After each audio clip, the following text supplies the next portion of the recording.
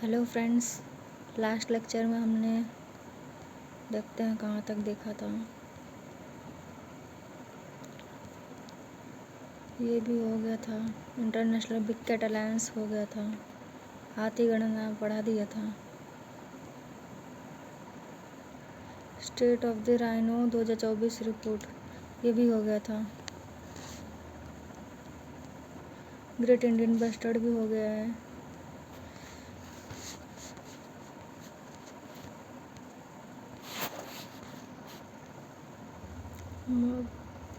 मगरमच्छ संरक्षण परियोजना।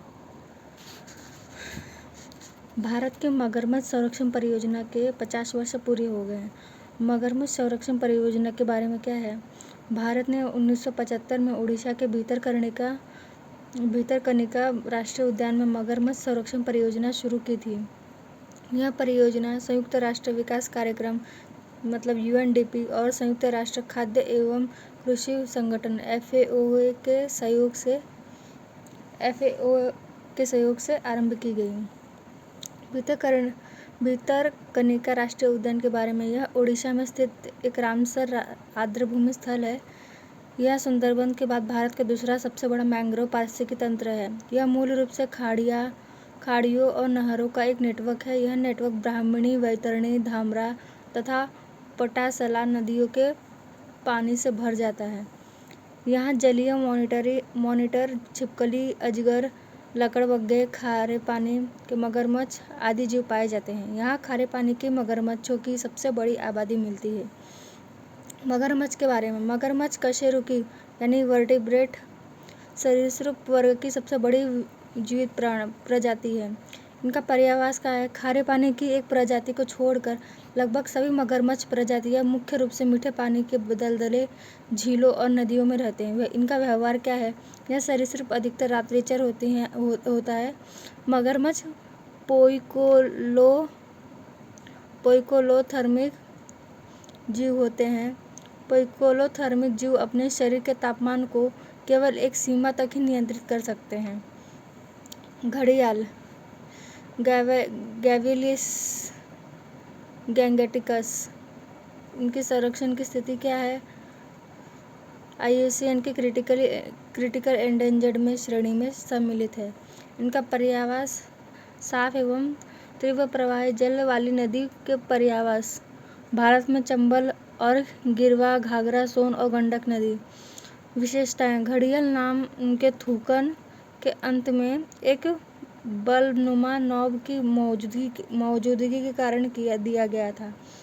विशेष रूप से भोजन हेतु मछली पर निर्भर रहते हैं। नेक्स्ट टॉपिक, कवक मान्यता एवं संरक्षण।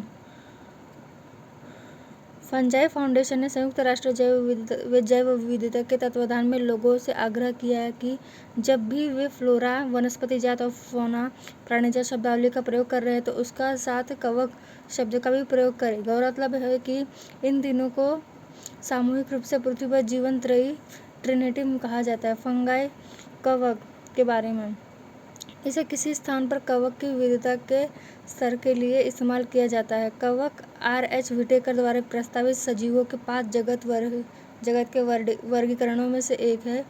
इनकी विविधता, कवकों की कई प्रजातियां हैं। इनमें कुछ एकल कोशिका वाली प्रजातियां जबकि कुछ प्रजातियां जटिल बहुकोशिकीय हैं। इनका वितरण प्रजातियां स्थलीय और जलीय पारिस्थितिकी तंत्र सहित उष्णकटिबंधीय समशीतोष्ण से लेकर आर्कटिक क्षेत्रों में प्राप्त होता है। इनकी विशेषता है, काइटिन के भीतर कोशिका भित्ति होती है। पोषण का तरीका इनका है हेटेरोट्रॉफिक या साइटोट्रॉफिक, पैरासिटिक, ये तीनों ही हो सकते हैं। इनका बॉडी स्ट्रक्चर है बहुकोशिकीय, ढीले ऊतक होते हैं। कवक का महत्व, माइकोराइजल, ये पौधे की जड़ों के साथ परस्पर लाभकारी संबंध बनाते हैं जिससे वृक्षों की वृद्धि होती है। कार्बन संचित करना, यह कार्बन का भंडारण करता है। यह अपघटन का काम करते हुए अपशिष्ट को ह्यूमस में बदल देता है। माइक्रोरेमिडिएशन, यह प्रदूषकों जैसे प्लास्टिक के अपघटन में मदद करता है। यह एंटीबायोटिक जैसे पेनिसिलिन और संभावित साइकोथेरेपी जैसे साइलोसाइबिन का स्रोत भी है।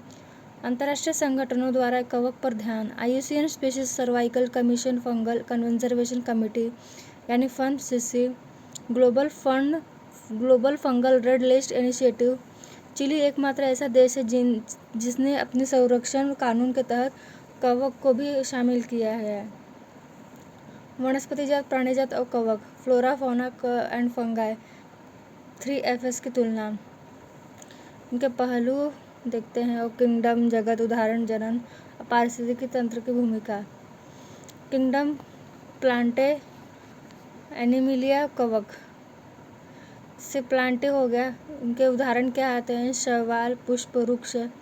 और ये इनका जनन बीजाणु वानस्पतिक जनन के माध्यम से होता है। पारिस्थितिक तंत्र में भूमिका, प्राथमिक उत्पादक। प्राणीजात, इसमें क्या होता है? एनिमिलिया प्राणी पाया जाता है, जैसे कीड़े हो गए, सरीसृप हो गए, स्तनधारी। इनमें जनन की प्रक्रिया होती है लैंगिक एवं अलैंगिक जनन के माध्यम से। इनका पारिस्थितिकी तंत्र में भूमिका उपभोक्ता, शिकार और शिकारी का होता है। कवक इनके उदाहरण हम पाए जाते हैं, जैसे मशरूम, फफूंद, खमीर। इनका जन्म बीजाणु या अलैंगिक जनन के माध्यम से होता है, जैसे अपघटक। इनका पारिस्थितिकी तंत्र है। Next topic, world network of biosphere reserve.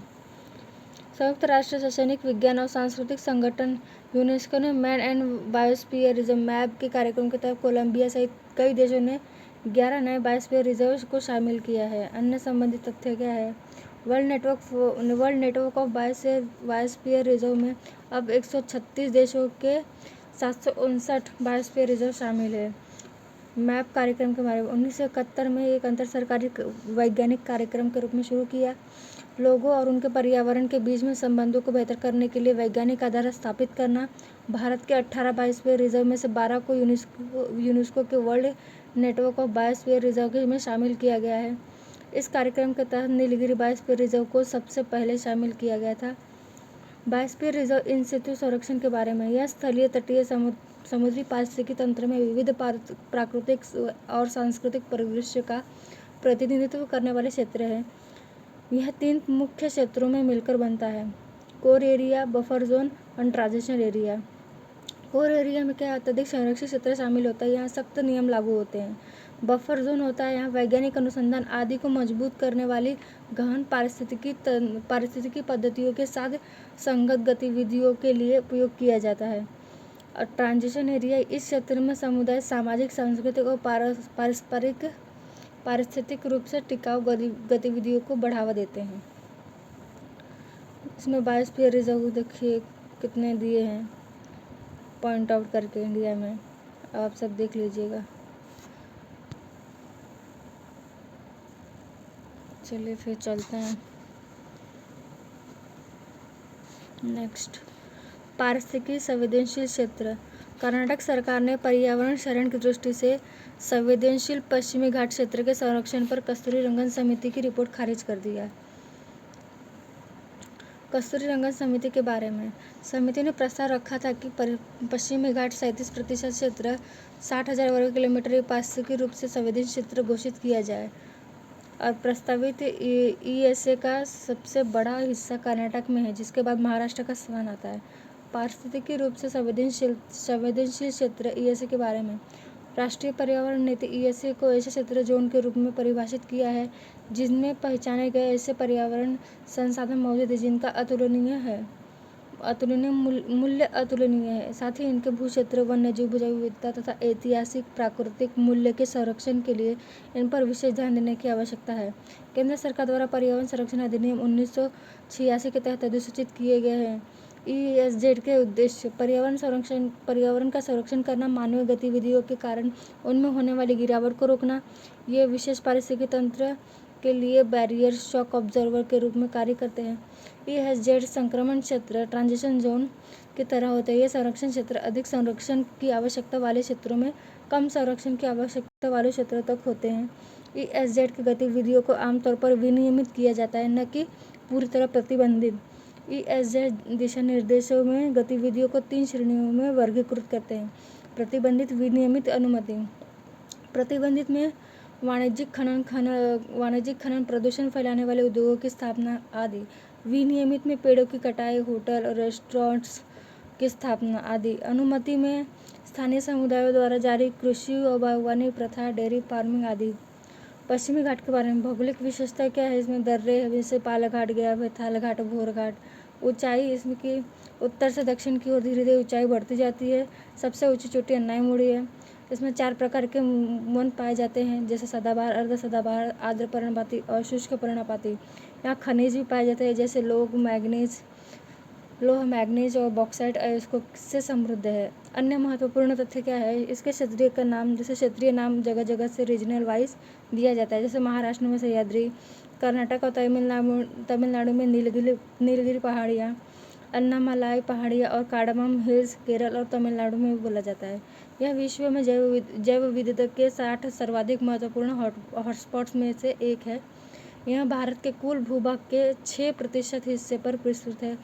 Bharat की सभी पादप मछलियों, उभयचर प्रजातियों, पक्षियों, स्तनधारियों की 30% से अधिक प्रजातियां यहाँ पाई जाती है।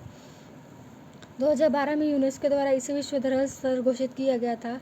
स्थानीय प्रजातियां जैसे नीलगिरी तहर और लायन टेल्ड मकाक ये यहाँ की स्थानीय प्रजातियां हैं। पश्चिमी घाट के संरक्षण के लिए सरकार द्वारा क्या कदम उठाए गए हैं? जैसे पश्चिमी घाट पारिस्थितिकी विशेषज्ञ पैनल गठित किया गया। ये मानव गाडगिल समिति के तहत इसने संपूर्ण क्षेत्र को पारिस्थितिकी संवेदनशील क्षेत्र घोषित करने का सुझाव दिया था। इसमें 3 क्षेत्रों को विभाजित किया गया। ESZ1 जो बहुत उच्च संवेदनशील वाला क्षेत्र, वेरी हाई सेंसिटिविटी। ESZ2 उच्च संवेदनशील वाला क्षेत्र, हाई सेंसिटिव। ESZ3 मध्यम संवेदनशील वाला क्षेत्र, मॉडरेट सेंसिटिविटी। डॉक्टर के कस्तूरीरंगन की अध्यक्षता में गठित उच्च स्तरीय कार्य समूह, उन्होंने उद्योगों के लिए कलर कोडिंग की सिफारिश की तथा पारिस्थितिकी फ्रेमवर्क के भीतर विकास को विनियमित करने के लिए समवर्ती सूची के तहत प्रविष्टि क्रमांक 20 आर्थिक और सामाजिक योजना का विस्तार करने का सुझाव दिया। पश्चिमी घाट पारिस्थितिकी रूप से संवेदनशील क्षेत्र के ड्राफ्ट नोटिफिकेशन का 6ठा संस्करण है। केंद्रीय सरकार ने पश्चिमी घाट 56,825.7 वर्ग किलोमीटर क्षेत्र को पारिस्थितिकी रूप से संवेदनशील क्षेत्र घोषित किया है। ब्रह्मगिरी पहाड़ियों का मामला, जैसे राष्ट्रीय हरित अधिकरण NGT ने पर्यावरण मंत्रालय से पश्चिमी घाट को ESZ घोषित करने के लिए एक समय सीमा निर्धारित करने को कहा है। चलिए ठीक है, अब इतना ही रखते हैं।